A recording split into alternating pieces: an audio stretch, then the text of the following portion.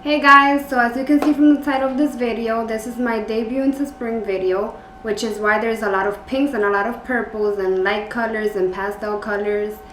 And so yeah, without further ado, let's get into this look. So we're gonna start off with our Nivea Men's Post Shave Balm. It's a really good primer. Before this, I was using a L'Oreal one, and I've noticed that with this one, I have a lot more stain power. You're just going to want to place a little bit on the top of your hands and dot them on your face. You're going to want to rub them in until you feel that it's less liquidy and more of a tacky feeling. Make sure you get into all those corners, everywhere you know you're going to want your makeup to stay put.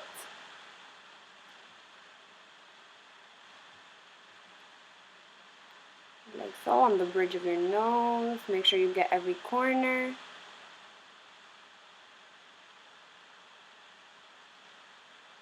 And make sure the hair is out of your face. See, now it's tacky, it's starting to get that tacky feeling, and I know I'm ready to begin the next step. Now I'm going to go in with my Hello Flawless Oil-Free Foundation by Benefit. I'm in the shade in All the Rage Beige, and I'm going to take that with the Dampen Beauty Blender from Real Techniques. You could dampen the Beauty Blender with water, but as you can see, I choose to dampen it with the Ulta setting spray. I just feel it makes my makeup or my foundation last longer, go on prettier, a little bit smoother, and so that's the reason behind that. I'm going to take 1 to 2 pumps, that's all I need to cover my face, on the back of my hand. Then I'm going to dot that all over my face, making sure there's more concentration in the places where I have more redness, and of course in my forehead. Make sure to dot that all over the face. Do not leave any areas without it. You do not want your makeup to look uneven.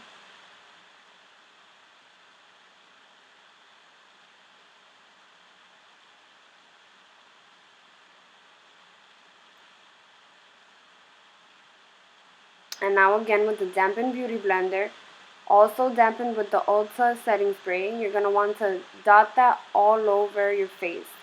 Now make sure you're bouncing your Beauty Blender around your face. Do not do this in swiping motions, as the Beauty Blender will suck up and apply the foundation unevenly. You want to bounce it all over the face. Make sure you get into all the corners. And make sure your makeup is going on evenly.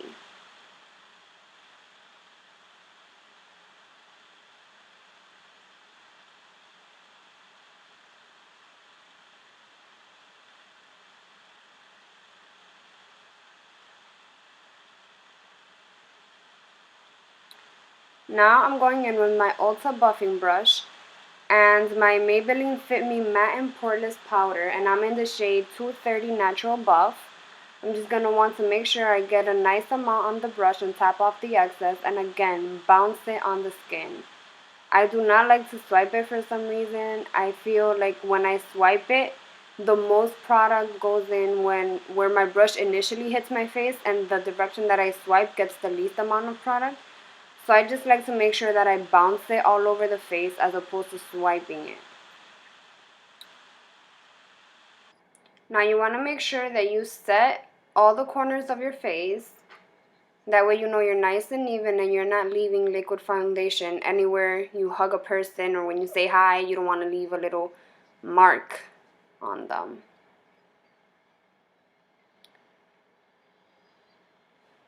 Now I'm using my Anastasia Brow Definer in Soft Brown, and I'll be going ahead to do that off camera. And now that I'm back, I have concealed my eyes. I can use the Urban Decay 24/7 Concealer in ATF with my Morphe M165 brush, and I concealed my eyes, used it as a primer, and now I'm setting it with the Tartlette palette by Tarte in Free Spirit. Now the reason why you do this is because you want your makeup to go on a lot smoother and makes it easier for it to blend and it looks more even. And that's why you do that after you prime your eyes. Like I said, I chose to prime my eyes with concealer just for the sake of the brightness of the look.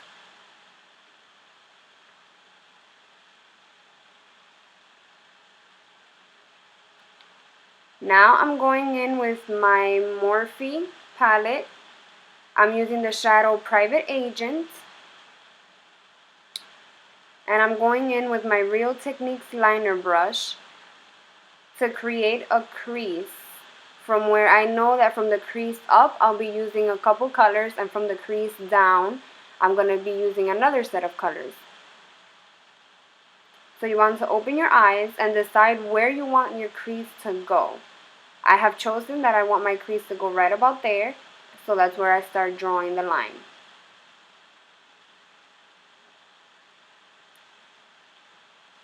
I also decided I wanted to get more of a winged effect, which is why you see me taking the Private Agent shadow out a little bit more towards the end of my eye.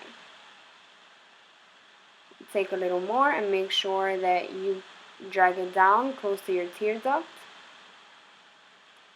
And make sure that line is nice and bold. Now we're not creating a bold cut crease here, but it is a subtle one. But you still want the separation to be noticeable for the sake of knowing where you want your colors to begin and end later on in the look. So there I am defining my wing. And going down very close to the tear duct.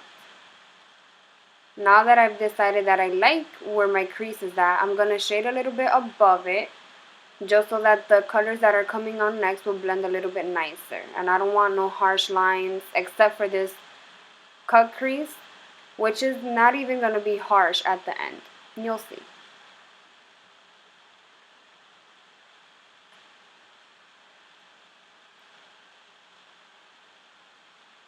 Now I like how this looks, and I'm moving on to the next color.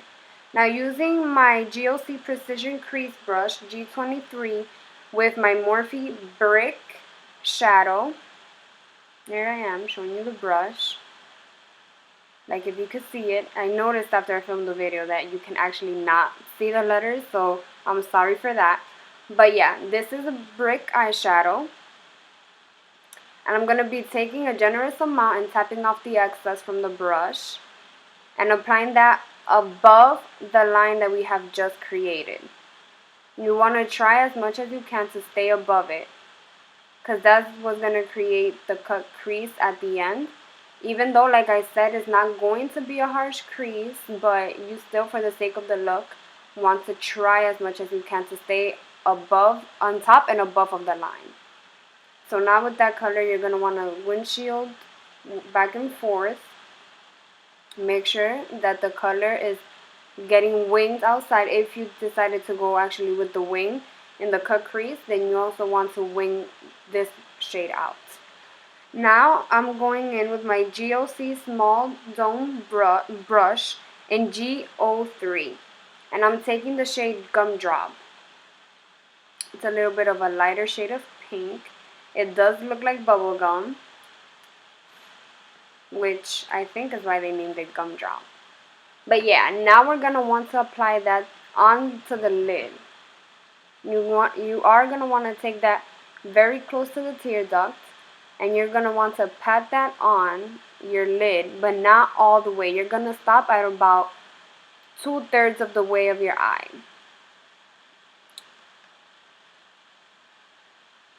Take a little bit more, make sure that the color is on evenly. There's no sparseness when it comes to the color on your lid. Now that that is done, we are now going to go in with GOC SX Precision Brush G42 in the color Redhead from the Morphe palette. I should stop calling this a Morphe palette, because this does not come out of Morphe palette. These are single shadows, and I just put them all into a Z palette from Morphe.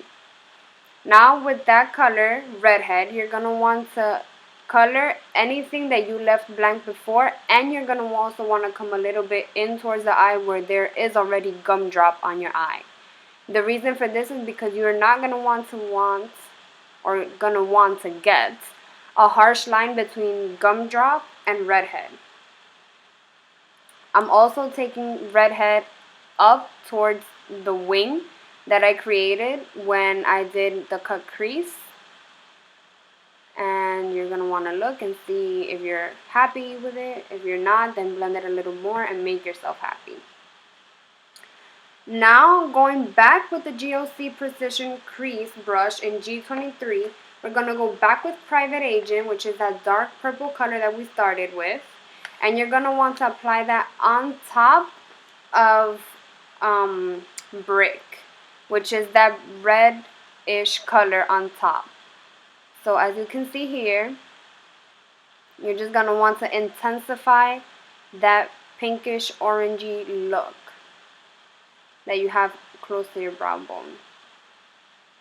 You're going to want to make sure that you blend it out with the crease, because like I said, it is not a harsh crease that we want to create. That is not the look that I was going for.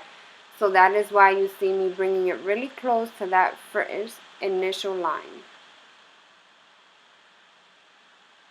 Now that I'm happy with the amount of color that I have put on, I'm just going to take any fluffy brush, and for this I am using my Morphe G17 just to blend it out and make sure that there is no harsh line between the purple and the pink that I put at first.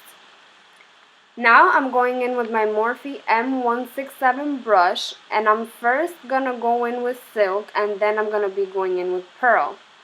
I'm going to be putting these colors on my brow bone to highlight and to kind of like tone down the intensity on the brow bone. So there I am going in with Silk, and wherever you apply this color, you're later going to want to go in with the same brush, just wipe it off, make sure there's no pink in it. You're going to want to wipe it off and go in with Pearl. I'm going to give a nice little highlight with a little bit of shimmer thanks to Pearl, and your eyes are going to look bomb.com.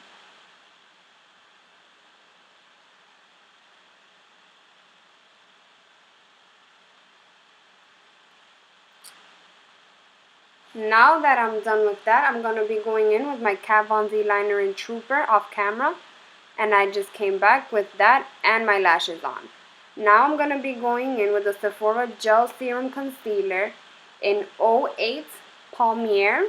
Palmier, I don't know, whatever, in shade 08. And I'm going to be applying that in an upside down triangle shape right under my eye. I'm going to dot that on my chin, down the bridge of my nose, and right in the center of my forehead. These are just the places that I know I want there to be more illumination. I want to bring more attention to these parts of my face. Therefore, that is why I'm applying a lighter concealer than I would if I just wanted to conceal any dark spots. What this is going to do is going to bring these parts of your face forward and bring more attention to them.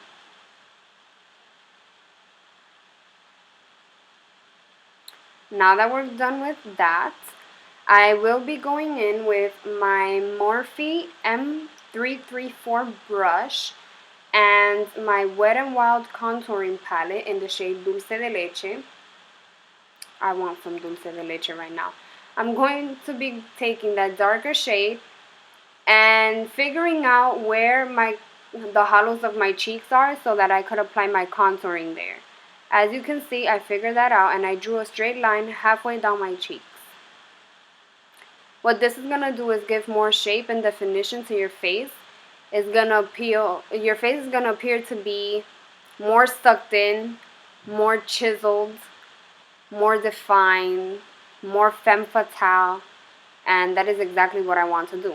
And now, taking that lighter shade in the Wet n Wild Dulce de Leche contouring palette, you're going to want to place that and set everywhere that you just placed the concealer in. You're going to want to set all those places with this powder. This is done in order to prevent creasing, because I know I crease like crazy. So that is not a good look, and I do not want that, and so therefore I am applying this powder everywhere I just applied the concealer.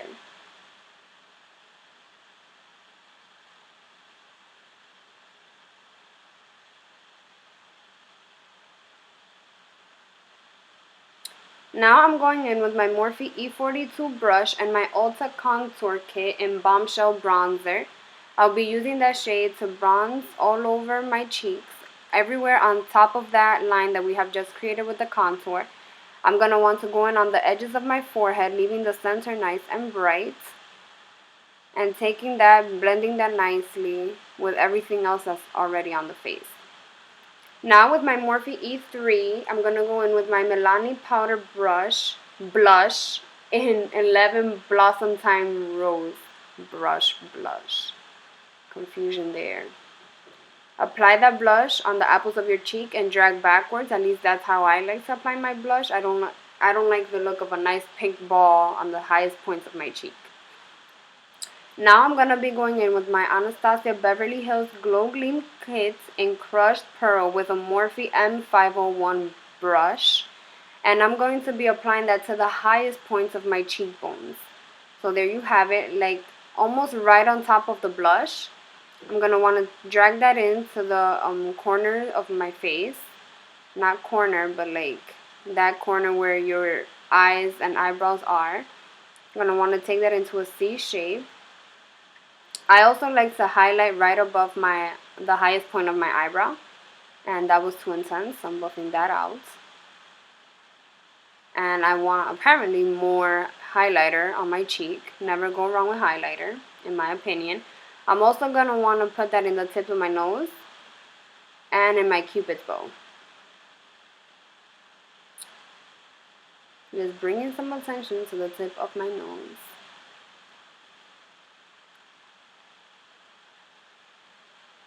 Now, a lot of people will say, why would you do that on your cupid's bow if you're going to have lipstick anyway? Well, it does make a difference. And hopefully you'll notice that when you do it yourself. More highlights. Never go wrong with it. Next, I'm going to be going in with the NYX lip liner in Prune. And I'm also going to be using NYX lip liner in Nude Pink. These are the two shades that I'm going to be using for my lips today. And I'm going to be putting that away. So now with Prune, what you're going to want to do is line your lips. I am not into the whole overlining thing. I wish my lips were a little bit fuller, but they're not. And in this case, I'm not going to do anything to make them appear like they are bigger. Like I said, this is a date night look, and I don't want to give false advertisements in case this is any of your first dates. Just go ahead and line that, and then you're going to want to bring that liner in a little bit above and a little bit inside. So like you're just going to want to leave the middle of your lips empty and bare for that nude pink color. So there you have it, bringing it a little bit closer and just leaving the center empty. Now with the nude pink, you're going to want to go in anywhere that there is no color, and you're also going to want to bring it out a little bit on top of the purple, just so that you don't have a harsh line dividing between the two colors. And fix as necessary. Smack your lips and make sure everything is okay. And if it's not, go back in with the color, whether it be nude pink or the purple, and just make it perfect for what you want the look to be on yourself.